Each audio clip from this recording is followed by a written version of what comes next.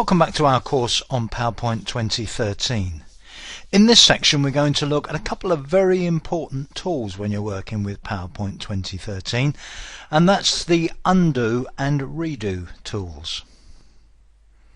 Now, I'm sure that if you've used Windows software before, if you've used any components of Microsoft Office before, you'll be familiar with undo.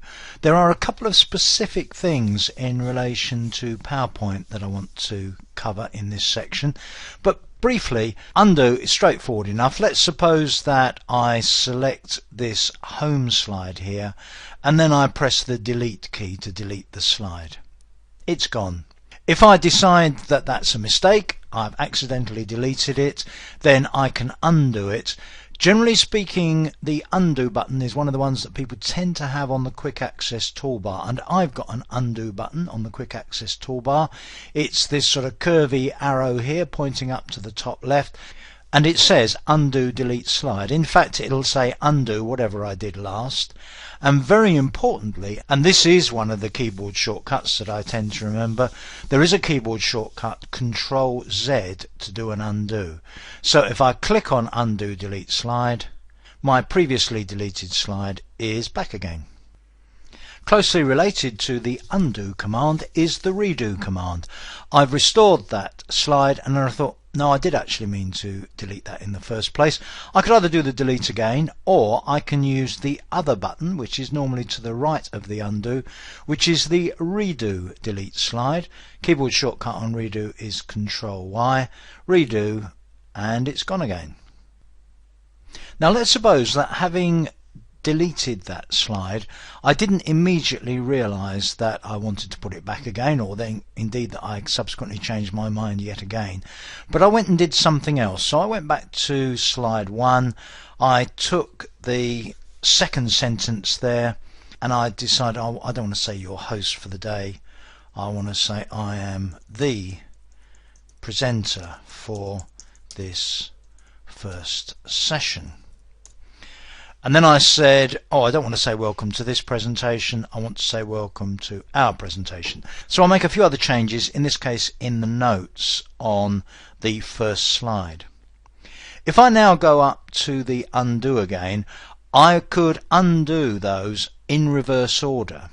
So my first undo would get rid of the last change that I made, the next undo would do the one before that, and so on. But you may see that just to the right of the undo button there's a little drop down. And if I click on that drop down, it gives me a list of the last so many things that I've done. Now, it won't tell me exactly what typing I did, but it does know that the last thing I did was some typing, and before that I did some typing, and before that I did some typing. Now, as I go down that list, it's saying undo 3 actions, undo 4 actions.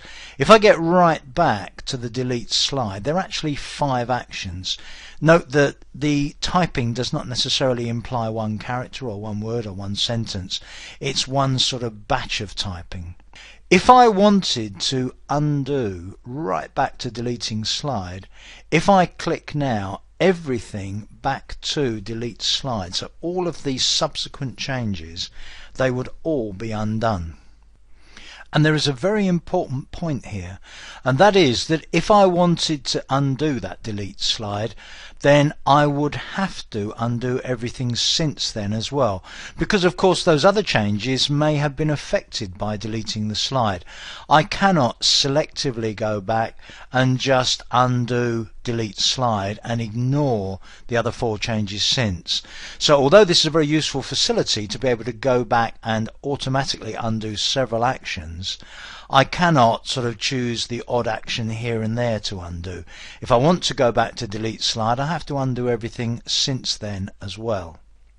So let me suppose that instead of that I just want to go back, say, 3 changes. If I were to undo back to 3 changes, you can see the effect of that in the notes page. Let me just go back those last 3 and undo that. And you can see the very last change has been undone, and part of the change to the second sentence has been undone, but not all of it. So you can certainly undo the last action, and you can undo back several actions using that drop down, but you cannot selectively take old actions and undo them. You have to go right back to the first, chronologically, the first action that you took that you want to undo. You have to undo everything since. Now there's one other point to make here. If I click on the File tab to go into Backstage View and then click on Options, go to the Advanced tab, then in the first section, in the editing options, the last entry there, maximum number of undos. This defaults to 20. You can increase the maximum number of undos if you want to. It has to be a whole number between 3 and 150. On some older or perhaps less powerful computers, having a very high number for the maximum number of undos can cause performance problems because there's an awful lot of information for PowerPoint 2013 to keep. But to be fair, nowadays you can set that at a much higher figure if you really want to.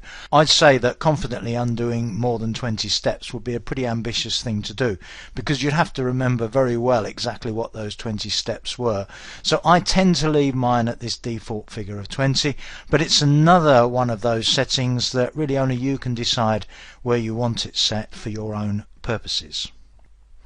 If, like me, you have a tendency to make mistakes or to change your mind, then I think you'll find that undo and redo are pretty useful facilities, and there should be enough there for you to be able to use them with confidence.